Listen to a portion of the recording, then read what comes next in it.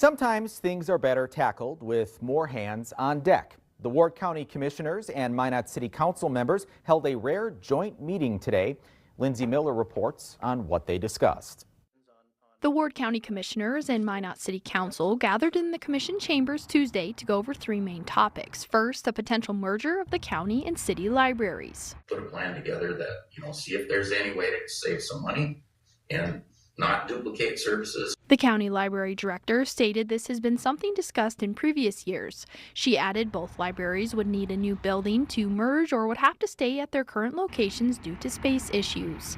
The commission and council passed a motion to create a joint committee to discuss the merger. Also on the agenda, concerns with fees on building permits and loss of right-of-ways in the extraterritorial parts of Minot. Asking the city to change the fees for those ET residents to the same fees the county would charge for those permits, and then to request the city purchase that right away.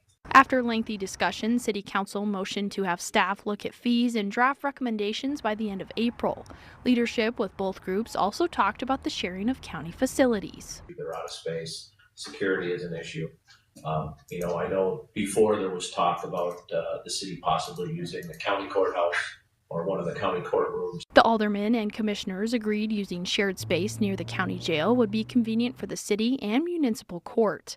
Commissioner Rosted echoed a similar statement, saying Minot makes up roughly 68% of the county population. The council motioned to have the city manager and county staff discuss the matter and numbers. In Minot, I'm Lindsay Miller, reporting for your News Leader. The commission and council did not set a date for a second joint meeting. They will continue to discuss the issues as more information is gathered.